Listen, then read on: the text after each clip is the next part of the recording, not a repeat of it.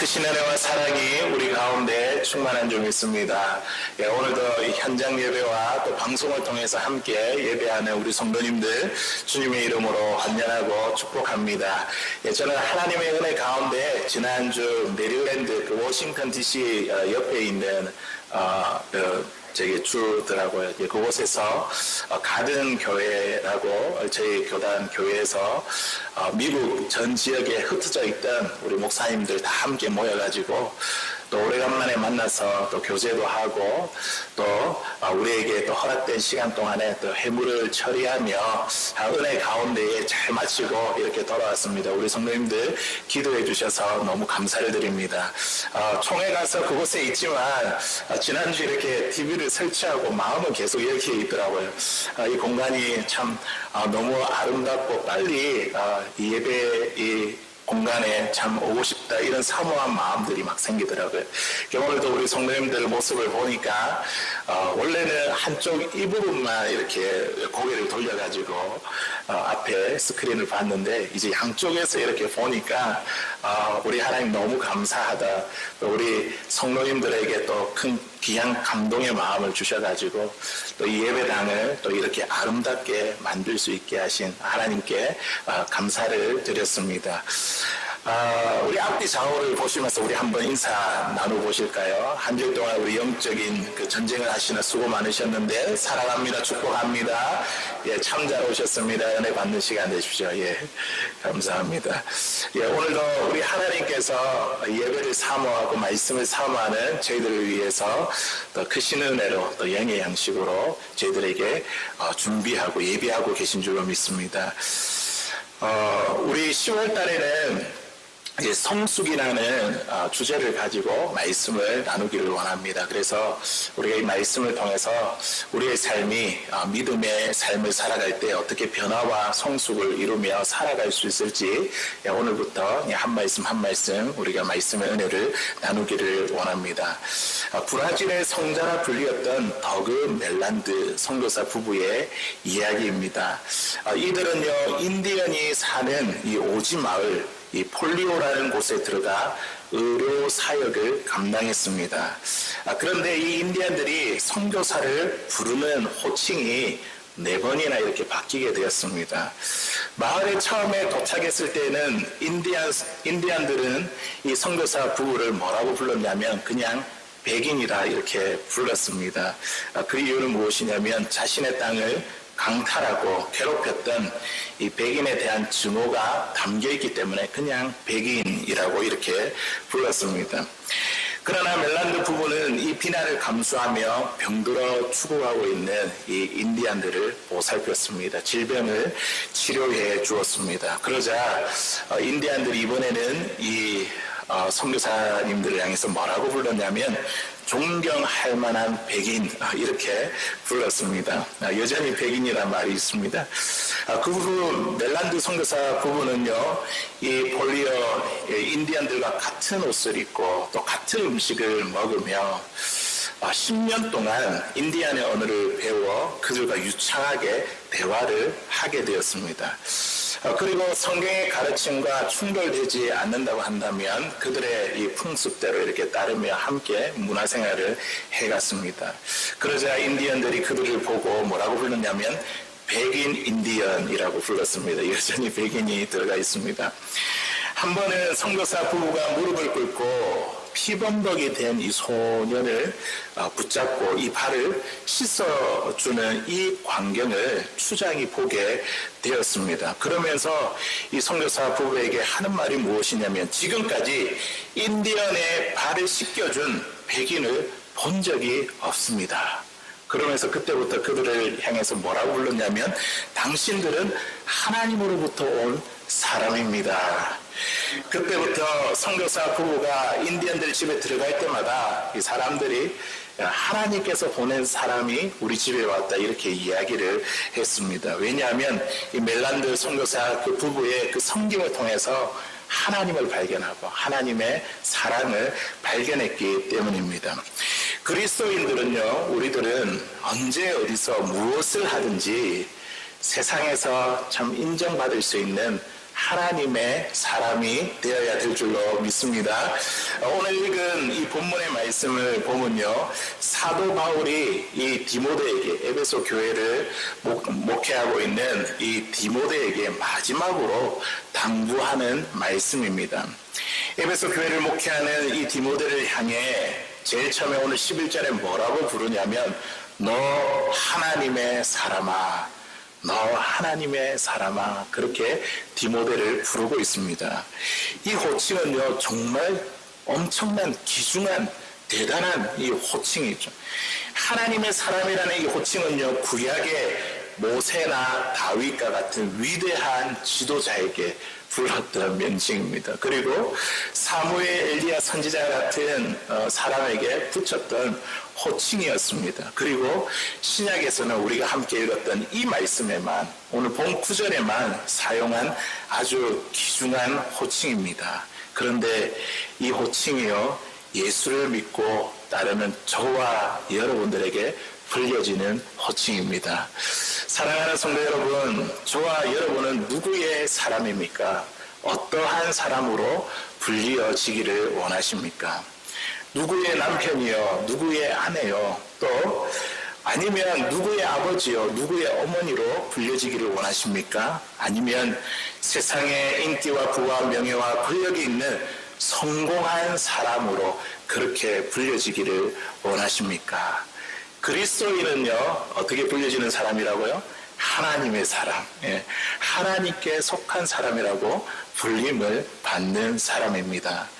주변 사람으로부터, 그리고 하나님께서 인정하시는 하나님의 사람으로 평가받고 인정받고 하나님의 사람으로 살아갈 수 있는 사랑하는 저와 여러분들 될 수 있기를 바랍니다. 오늘 바울이 디모데에게 주는 이 권면의 말씀을 통해 우리가 하나님의 사람으로서, 하나님께 속한 사람으로서 하나님의 사람이 가져야 할 그 태도가 어떤 것인지 우리가 말씀의 은혜를 나누기를 원합니다. 첫 번째로, 하나님의 사람은요, 선한 싸움을 싸우는 사람입니다. 오늘 본문 12절에 있는 말씀인데요, 우리 같이 한번 읽어보도록 하겠습니다. 시작. 믿음의 선한 싸움을 싸우라. 영생을 취하라. 이를 위하여 내가 부르심을 받았고 많은 증인 앞에서 선한 증언을 하였도다. 아멘. 무엇을 위해서 부름을 받았다고요? 디모데가 선한 싸움을 위해서, 그 싸움에서 받는 그 상이 무엇입니까? 영생이지 않습니까? 그래서 선한 믿음의 선한 싸움을 싸우라. 이것을 위해서 네가 부름을 받았다. 우리도 마찬가지죠. 저와 여러분을 부르신 이유가 무엇이냐면 믿음의 선한 싸움을 싸우기 위해서 하나님께서 저와 여러분들을 부르셨습니다. 우리에게 영생을 얻게 하기 위해서 하나님께서 저와 여러분들을 불러주셨습니다. 여기서 싸우라라는 이 말은요, 올림픽과 같은 운동 경기에서 이기기 위해서 힘쓰라, 애쓰라, 이런 뜻을 가지고 있습니다. 이 싸우라는 이 원어의 뜻을 살펴보니까요, 이 말이 어디에서 이렇게 유래를 했냐면 시간을 보내다, 소비하다, 이런 말에서 유래를 했습니다. 운동선수가 힘써야 되고 운동선수가 애써야 될 것이 무엇일까요? 평소에 체력 관리를 해야 되고 또 기술을 배워야 되고 또 꾸준히 훈련을 해야 됩니다. 시간을 이렇게 훈련하는데, 관리하는데 이렇게 시간을 소비하지 않습니까? 운동선수가 경기에 이기기 위해 인생을 소비하듯이 디모데에게 믿음의 경주에서 이기기 위해 우리 인생을 소비하고 온갖 노력을 기울여야 될 것을 지금 당부하고 있습니다. 하나님의 사람은 믿음의 경주에서 이기기 위해 우리는 우리의 시간을 소비해야 됩니다. 지속적으로 힘을 써야 됩니다. 한 번만 이겼다라고 우리가 만족하는 것이 아니라 한 번 또 이기고 나면 또다시 우리에게 이 싸움이 찾아오잖아요. 그러면 계속해서 주님이 오시는 그날까지 우리가 지속적으로 힘써 싸워야 되는 것. 이게 바로 믿음의 선한 싸움입니다. 하나님의 사람은 믿음의 선한 싸움을 위해 부름을 받았습니다. 그렇다고 한다면 우리 하나님의 사람이 싸워야 할 대상이 누구일까요? 우리 옆에 있는 우리 사람들과 싸워야 될까요? 오늘 우리의 싸움의 대상이 누구인지 하나님의 사람이라고 한다면, 우리 존재가 하나님의 사람이라고 한다면 우리가 싸움의 대상이 누구인지 우리는 분명히 알아야 합니다. 디모데가 목회하고 있는 이 에베소 교회의 그 문제가 무엇이냐면 그 교회 가운데에 거짓 교훈을 가르치는 자들이 성도들을 매우 혼란스럽게 했습니다. 다른 복음을 전했습니다. 예수님이 아닌 다른 복음을 전하며 변론과 다툼이 교회 안에서 막 이렇게 일어났습니다. 하지만 이 선한 싸움의 대상은 그 사람이 아니라는 것이죠. 거짓 교훈을 가르치는 자를 주관하는 악한 영들과의 싸움이라는 것입니다. 우리가 하나님의 사람으로서 우리의 싸움의 대상은 누구이냐면 이 세상을 다스리고 주관하며 이 하늘에 있는 악한 그 영들, 그 권세에 대해서 우리가 힘써 싸워야 됩니다. 그래서 에베소서 6장 12절에 있는 말씀을 보니까요, 이렇게 말씀합니다. 우리 같이 읽어보겠습니다. 시작. 우리의 씨름은 혈과 육을 상대하는 것이 아니요 통치자들과 권세들과 이 어둠의 세상 주관자들과 하늘에 있는 악의 영들을 상대함이라. 아멘. 하나님의 사람은요, 싸움의 대상은 사람이 아니라 그 사람을 주관하는 이 악의 영들, 우리의 관계 속에서 역사하는 이 악의 영들에 대한 싸움입니다. 마게도냐의 왕인 이 알렉산더 대왕에게 어떤 친구가 이 사냥개 2마리를 선물했습니다. 어느 날 이 알렉산더는요, 이 사냥개 2마리를 가지고 토끼를 잡기 위해 사냥에 나섰습니다. 그런데 이 사냥개가 이 토끼를 보고 전혀 움직이지 않았습니다. 그냥 쳐다만 보고 있는 것입니다. 참 이상하게 생각해서 그 다음에는 사슴 사냥을 위해 떠났습니다. 그런데도 사슴이 뛰어다니는데도 이 사냥개 2마리가 여전히 그냥 쳐다보고만 있고 움직이지 않았습니다. 이 모습을 보고 화가 난 이 알렉산더 이 대왕은요, 사냥개 2마리를 그냥 죽여버리고 말았습니다. 얼마 후에 이 사냥개를 주었던 친구에게 이렇게 물었습니다. 토끼 1마리, 사슴 1마리 잡지 못하는 사냥개를 왜 나에게 선물했냐면서 그렇게 친구에게 물었습니다. 그 친구가 이렇게 대답했습니다. 그 사냥개들은 사자와 호랑이를 잡도록 훈련된 개들이기 때문입니다. 이런 이야기를 들었습니다. 알렉산더는 사자나 호랑이를 잡도록 훈련된 사냥개의 가치를 모르고 토끼를 잡으려 했으니 또 사슴을 잡으려 했으니 그냥 사냥개들이 쳐다보고만 있었던 것입니다. 사랑하는 성도 여러분, 우리도 우리 자신의 가치를, 우리 자신이 어떤 존재인지 모른다고 한다면 우리는 전혀 다른 싸움의 힘과 에너지를 소비할 수 있습니다. 우리는 어떤 사람이라고요? 하나님의 사람. 그러면 우리가 어디에 에너지를 소비해야 되고 어디에 힘을 써야 될지 우리는 알 수 있습니다. 우리는 누구와 싸워야 될지 우리는 알 수 있습니다. 우리의 싸움은 사랑의 싸움이 아니라 믿음을 지키기 위한 선한 싸움입니다. 우리가 싸워야 할 대상은 누구입니까? 나를 힘들게 하는 사람, 나를 미워하는 사람, 내 감정을 건드리는 사람, 나에게 손해를 끼치고 피해를 주는 사람 등등. 하나님의 사람은요, 하나님의 사람이 싸워야 될 그 대상은 사람이 아니라는 것이죠. 사람들과의 관계 속에서 미움과 원망과 상한 감정을 만드는 악한 영과 그의 세력들입니다. 그러므로 하나님의 사람은요, 믿음을 지키기 위해 악한 영들과 끊임없이 우리가 선한 싸움을 싸워야 될 줄로 믿습니다. 그렇다면 이 악한 영들에 대해서 우리가 어떻게 싸워야 될까요? 하나님의 사람으로서 싸움의 방법이 무엇일까요? 오늘 바울은요, 디모데에게 2가지 방법을 가르치고 있습니다. 그 2가지가 무엇이냐면 피하라, 따르라. 우리 한번 따라해 볼까요? 피하라, 따르라. 시작. 예. 우리가 싸움의 방법은 피하라. 우리가 피해야 할 것이 있고 또 우리가 따라야 될 것이 있습니다. 이 2가지를 가르쳐 주고 있습니다. 우리 오늘 본문 11절에 있는 말씀 우리 한 번 더 읽어볼까요? 오직 너 하나님의 사람아. 우리 한 번 더 읽어보겠습니다. 시작. 오직 너 하나님의 사람아, 이것들을 피하고 의와 경건과 믿음과 사랑과 인내와 온유를 따르며 아멘. 우리의 싸움의 방법이 뭐라고요? 피하라 그리고 따르라 이렇게 되어 있죠. 이것들을 피하라 되어 있는데 우리 앞서 있는 그 말씀을 보면요, 거기에 뭐에 대해서 피해야 될지 말씀해 주고 있습니다. 그 거짓 교훈을 가르치는 이런 변론과 다툼 뭐 이런 것들을 피하라. 그리고 더 중요하게 뒤에 바로 언급하고 있는 그 내용이 무엇이냐면 바로 재물에 대한 탐심에 대해서 피해라. 그렇게 말씀하고 있습니다. 10절에 있는 말씀에 보니까요, 돈을 사랑함이 일만 악의 뿌리가 되나니 이것을 탐내는 자들은 미혹을 받아 믿음에서 떠나 많은 근심으로서 자기를 찔렀도다. 아멘.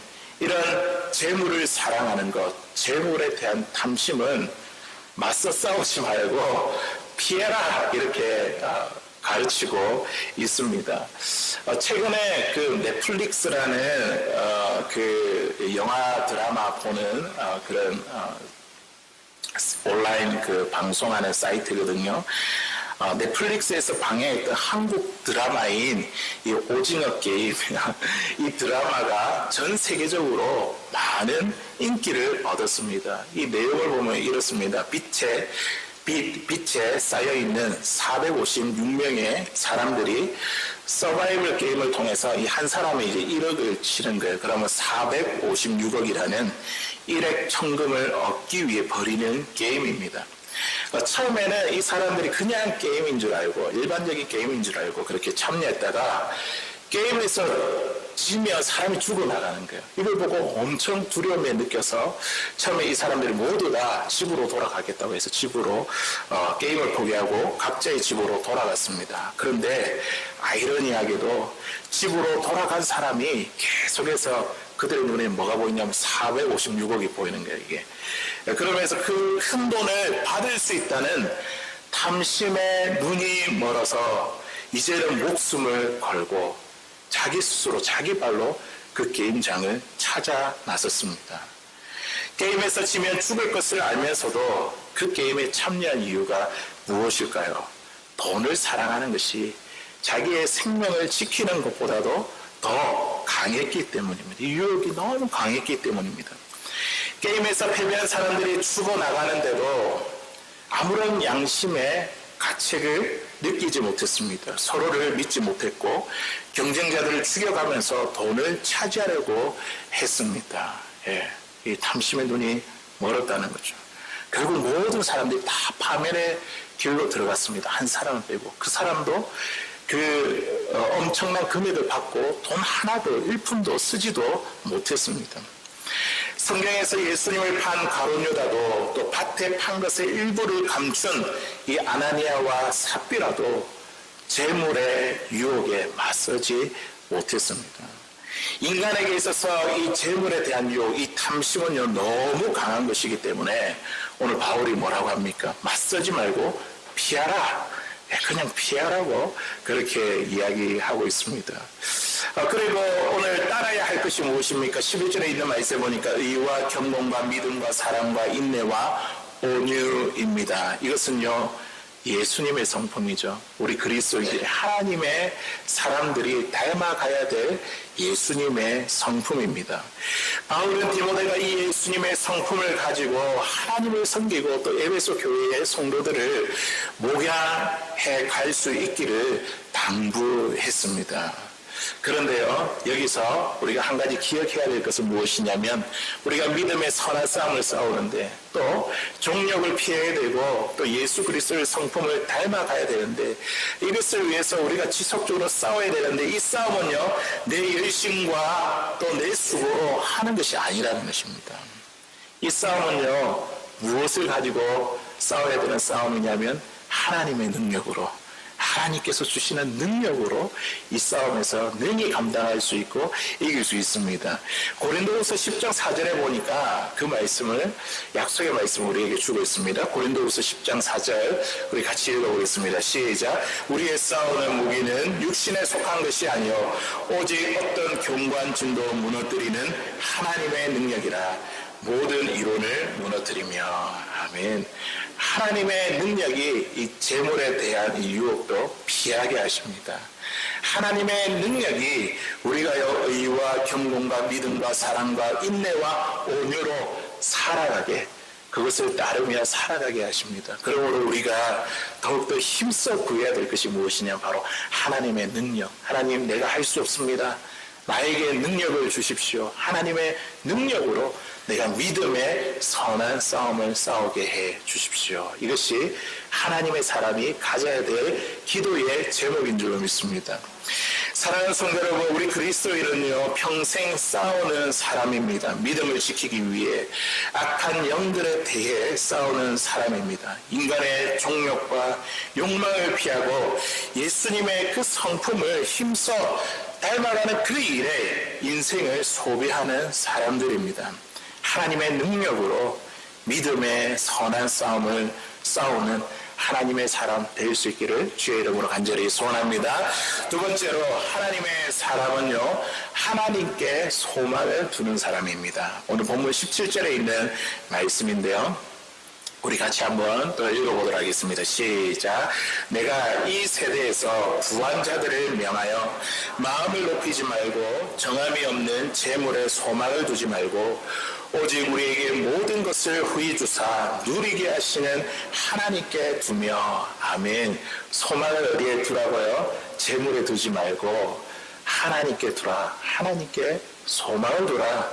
그렇게 바울이 디모데에게 당부하고 있습니다. 여기서 소망을 둔다는 것은요, 신뢰하다, 의지하다, 이런 뜻을 가지고 있습니다. 재물을 의지하지 말고 재물을 신뢰하지 말라는 거죠. 모든 것을 풍성히 주시는, 후히 주시는 하나님을 신뢰하라. 하나님을 의지하라는 말씀입니다. 사도 바울은요, 재물에 대해서 뭐라고 이야기하냐면 정함이 없다, 지금 그렇게 말하고 있습니다. 이 정함이 없다는 것은요, 불확실하다는 뜻을 가지고 있습니다. 정말 그렇지 않습니까? 재물은요, 있다가도 없어지는 것이고 없다가도 생기는 것이 재물입니다. 그렇기 때문에 이것은 불확실하기 때문에 사도 바울이 믿을 것이 못 된다고 지금 이야기하고 있는 것입니다. 그래서 재물은 신기루와 같습니다. 내 손에 잡은 것 같지만 이 세상을 떠나서는 아무것도 가지고 갈 수 없습니다. 우리 인생이 빈손으로 왔다가 빈손으로 돌아가는 것, 이것이 우리의 인생이지 않습니까? 그래서 디모데전서 그 6장 7절에 있는 말씀에 보니까요, 우리가 세상에 아무것도 가지고 온 것이 없음에 또한 아무것도 가지고 가지 못하리니. 재물에 정함이 없습니다. 불확실합니다. 신기루와 같습니다. 그렇기 때문에 우리의 소망을, 우리의 마음을 누구에게 두라고요? 하나님께 두는 인생이 하나님의 사람입니다. 하지만 이 세상의 많은 사람들은 어떠합니까? 물질이 주인이 되어 물질의 노예로 살아갑니다. 어떻게 하면 더 많은 것을 얻을 수 있을까? 누릴 수 있을까? 땅의 것을 집착하며 살아갑니다. 더 많이 얻으면 그것이 나를 행복하게 해줄 거야. 나를 더 만족하게 해줄 거야 생각하지만, 실제로 우리 주위에 보면 이런 많은 것들을 얻고 누린 사람들을 보십시오. 그의 삶에 만족이 없습니다. 여전히 부족함을 느끼고 있습니다. 하나님이 아니고는 우리 인생에 참된 만족을 주시는 분이 없습니다. 하나님만이 우리의 참된 만족이 되시고 또 우리의 행복이 되십니다. 손에 쥘 수 없는 불확실한 재물에 소망을 두지 말고 우리의 모든 필요를 아시고 공급하시는 신실하신 그 하나님께 마음을 두며 우리의 소망을 하나님께 둘 수 있는 살아가는 저와 여러분들 될 수 있기를 주의 이름으로 간절히 소원합니다. 강철왕으로 유명한 앤드류 카네기라는 사람에 대해서 들어보셨을 것입니다. 그는요, 자신의 그 집무실에 아주 낡은 그림 한 장이 있었는데요, 이 그림은요, 나룻배 그림을 걸어 놓았습니다. 그 그림 밑에는 어떤 글귀가 적혀져 있었냐면 반드시 민물 때가 온다, 이런 글귀가 적혀 있었습니다. 이 그림은 카네기가 어렵던 이 청년 시절에 집집마다 돌아다니면서 물건을 팔던 중에 얻었던 그림이었습니다. 어느 노인의 집에 걸려있던 그림이었는데 그것을 일평생 동안 소중하게 보관했습니다. 그 그림에 적혀 있었던 반드시 밀물 때가 온다. 이 글이요, 이 카네기에게 있어서 생활의 신조가 되었습니다. 그런 힘들고 좌절될 때마다 그 그림에 적힌 글을 보면서 지금은 썰물 때이지만 다 이렇게 물이 다 빠져가는 그런 썰물 때이지만 반드시 물이 들어오는 밀물 때가 올 거야. 그래, 지금은 힘들고 어렵지만 하나님이 도와주셔서 반드시 이 일을 이루게 하실 거야. 그러면서 하나님께 소망을 두었습니다. 하나님을 의지했던 이 카네기는요, 수많은 어려움을 딛고 우리가 잘 알고 있듯이 세계적인 이 철강 회사를 경영하게 되었습니다. 사랑하는 성도 여러분, 우리 인생은요, 우리가 소망을 어디에 두느냐에 따라서 우리의 인생이 달라집니다. 이 세상인가 아니면 하나님인가? 하나님께 소망을 두면요, 너희는 먼저 그의 나라와 그의 의를 구하라. 그리하면 이 모든 것을 너에게 더하시리라. 우리는 그의 나라와 그의 영광보다 모든 것에 우리가 더 집중되어 있지 않습니까? 우리의 삶이 거기에 목적이 있지 않습니까? 그런데 하나님께 소망을 두고 하나님을 목적으로 그 인생을 살아가면요, 우리 하나님께서 이 모든 것을 더해 주시는 그 복이 우리에게 있는 줄로 믿습니다. 우리의 소망을 하나님께 둔다면 그 어떤 어려움과 장애가 있다 할지라도 하나님의 신실하심을 믿고 우리는 인내하며 참을 수 있습니다. 지난주에 오후에 우리 성도님들 가운데 입원한 분이 계셔가지고 병원을 방문하게 되었습니다. 제 아내를 아주 반갑게 이렇게 맞이해 주시면서 지금까지 만나서 이야기한 것 가운데 가장 오랫동안 길게 그 삶을 이야기했던 것 같습니다. 무엇보다도 구원의 확신을 갖고 계셔서 참 하나님께 감사를 드렸습니다. 그분이 이렇게 이야기하기로 84년 평생 살아오면서 지금 앓고 있는 이 병이 제일 아픈 것 같다며 그렇게 말씀하셨습니다. 그런데 그 뒤로 이어서 하시는 말씀이 너무 놀라웠습니다. 하나님께서 이 병을 선물로 주셨습니다. 그렇게 이야기를 하는데 깜짝 놀랐습니다. 나에게 더 좋은 면역력과 건강을 위해 선물로 주셨다며 감사를 고백했는데 저와 제 아내가 아멘 하면서 그 고백에 하나님께 믿음으로 반응했습니다. 하나님께서 이러한 믿음의 고백을 얼마나 기뻐하실까요? 지나온 삶이 어떤지 모르겠으나 또 지금의 또 삶이 어떤지 모르겠으나 그러나 그 순간 그 믿음의 고백을 드리는 그 순간만큼은 하나님께 소망을 둔 자의 고백이죠. 만약에 이 땅에 소망을 두었다면 지금 같은 어려운 상황으로 인해 하나님께 원망하며 불평하지 않았겠습니까? 하나님의 사람은요, 어디에 소망을 둔다고요? 하나님께 소망을 두는 사람, 하나님께 마음을 두는 상황입니다. 우리에게 마이너스가 되는 그런 상황 가운데 있다 할지라도 거기에 마음을 두지 아니하고 하나님께 마음을 두는 사람, 하나님께 소망을 두는 사람이 바로 하나님의 사람이라는 거죠. 우리의 정체성 우리가 분명히 기억해야 될 줄로 믿습니다. 시편 42편 5절에 있는 말씀에 보니까요, 이 시편 기자가 이렇게 고백합니다. 우리 같이 읽어보겠습니다. 시작. 내 영혼아 내가 어찌하여 낙심하며 어찌하여 내 속에서 불안해하는가. 너는 하나님께 소망을 두라. 그가 나타나 도우심으로 말미암아 내가 여전히 찬송하리로다. 아멘. 시편 기자가 참 어떤 상황인지 모르겠으나 절망과 낙심 가운데 있었는데 자신의 영혼을 향해서 이렇게 이야기하잖아요. 내 영혼아 내가 어찌하여 낙심하며 어찌하여 불안해하는가. 자기 스스로를 향해서 지금 외치고 있습니다. 그러면서 자기 자신에게 뭐라고 이야기합니까? 너는 하나님께 소망을 두라. 우리 사랑하는 성도 여러분, 우리의 상황이 녹록지 못하고 어려운 가운데 있다 할지라도 오늘 이 시편 기자의 고백처럼 내 영혼아 내가 어찌 낙심하고 불안해하는고 내 스스로에게 그렇게 선포하십시오. 너는 하나님께 소망을 두라. 너는 하나님께 소망을 두라. 그렇게 우리 자신에게 선포하십시오. 그러면 하나님께서 나타나 도우심으로 말미암아 우리가 찬양을 하게 될 것입니다. 찬양할 수 없는 가운데 하나님을 찬양하고 하나님을 높이는 일이 우리 가운데 일어나게 하실 것입니다. 하나님께 소망을 두는 자는요, 우리가 물 가운데, 높은 물 가운데 지난다 할지라도 그 물이 우리를 침몰하게 하지 못할 것입니다.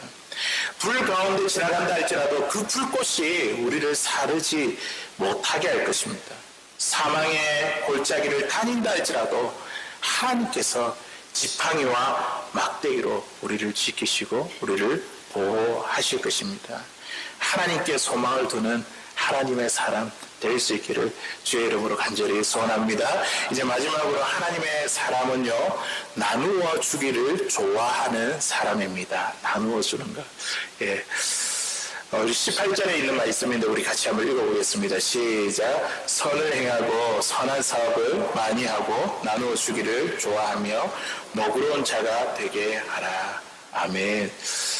나누어 준다는 것 참 어떻게 보면 내 것을 다른 사람에게 주기 때문에 참 모질하고 참 부족할 것 같은 그런 마음이 들지 않습니까? 우리 스스로도 참 손에 움켜쥐고 싶지 다른 사람에게 주는 것에 대해서 참 어려워하는 마음들이 있습니다. 그런데요, 오늘 말씀에 보니까 하나님의 사람은요, 나누어 주기를 좋아하는 사람입니다.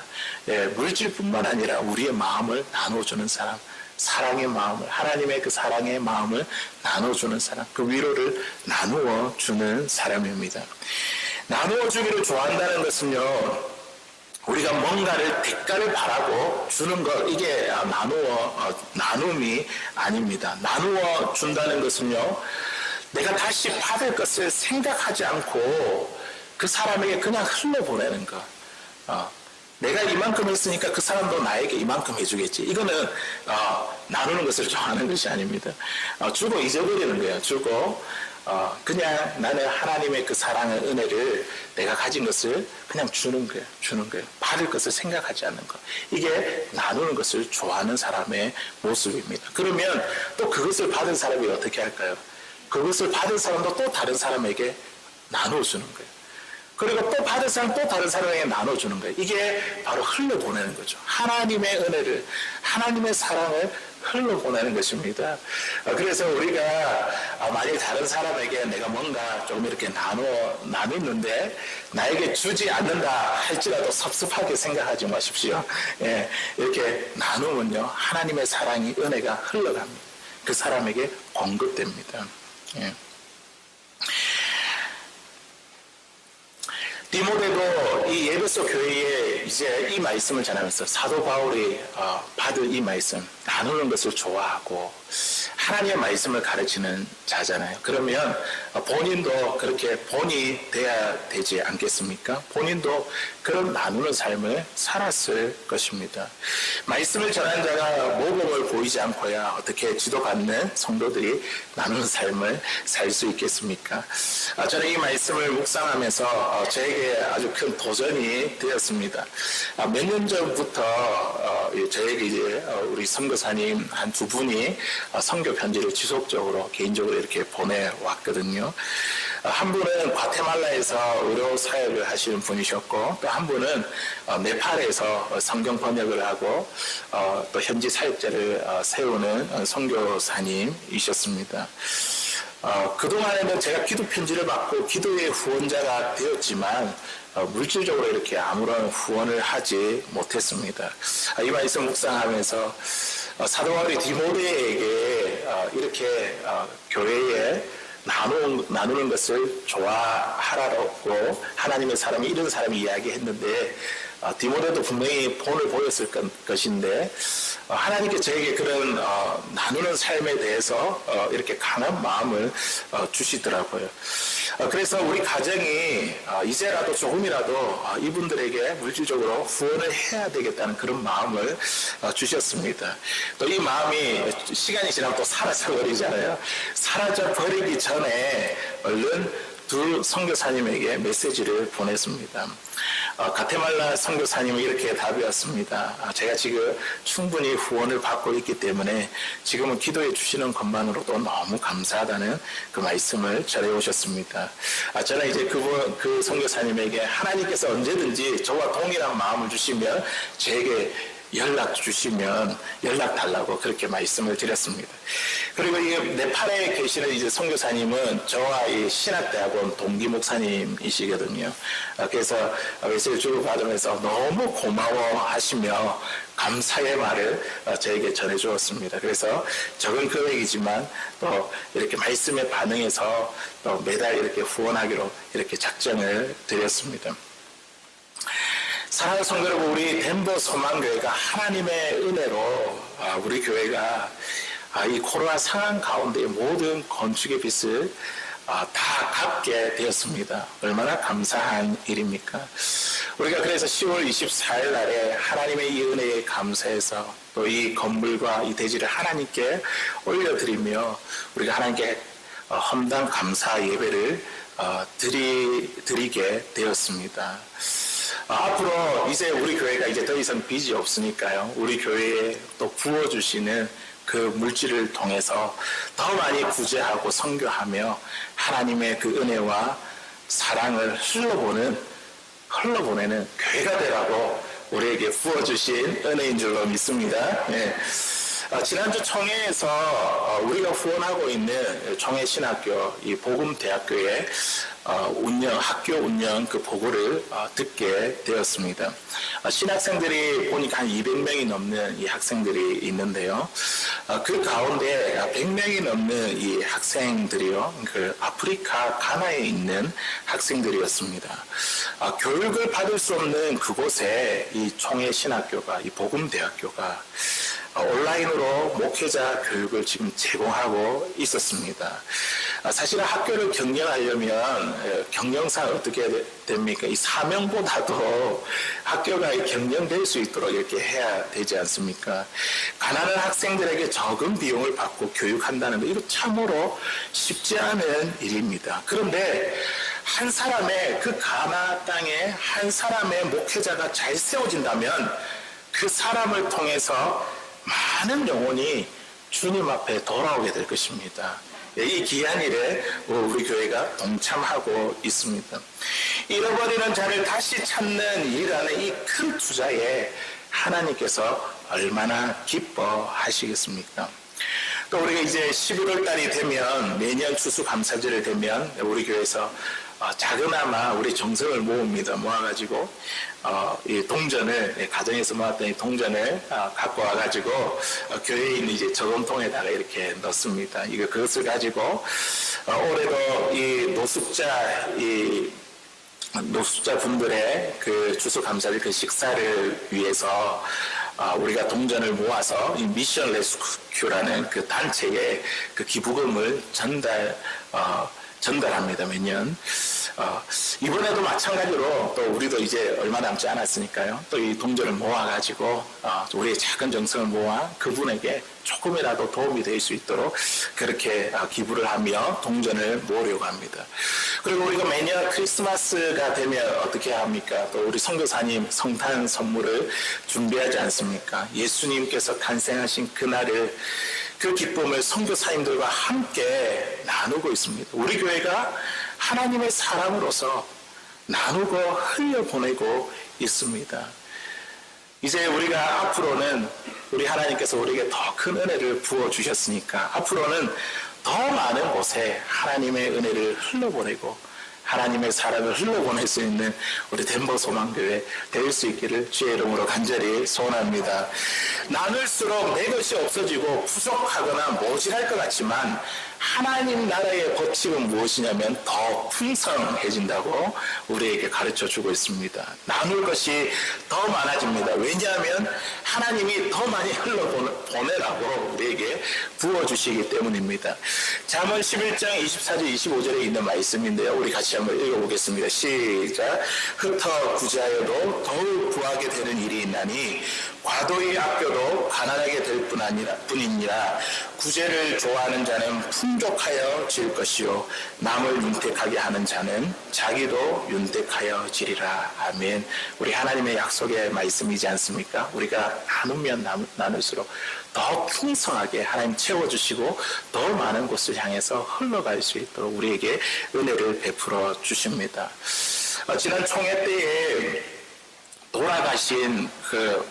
돌아가신 목사인 아버지를 이렇게 기억하면서 자녀들이 돈을 모아서 이 총회에 장학금으로 이렇게 갖고 왔더라고요. 예, 참 너무 감동적인 일이었습니다. 사랑하는 남편을 잃어버리고 또 아버지를 잃은 그 마음에, 그 가정에 얼마나 큰 충격과 아픔이 크겠습니까? 그들은요, 그런데 이렇게 나눔을 통해서 가정의 아픔을 이겨 나갔습니다. 나눔을 통해서 또 하나님께서 그 가정에 큰 위로를 주시는 것을 보게 되었습니다. 사랑하는 성도 여러분, 저와 여러분들의 모습은 어떠합니까? 우리가 손에 있는 재물을 움켜쥐려고만 하는 것은 아닙니까? 하나님의 사람은요, 먼저 손을 펴서 나누고 베푸는 사람입니다. 나누면 모질하고 줄어들 것 같지만 더 풍성해집니다. 마음이 여유로워지고 넉넉해집니다. 하나님이 우리 모든 필요의 공급자가 되시기 때문입니다. 우리가 오늘 이 말씀처럼 나누기를 좋아해서 하나님의 더 큰 풍성한 은혜를 누릴 수 있는 하나님의 사람들 다 될 수 있기를 주의 이름으로 간절히 소원합니다.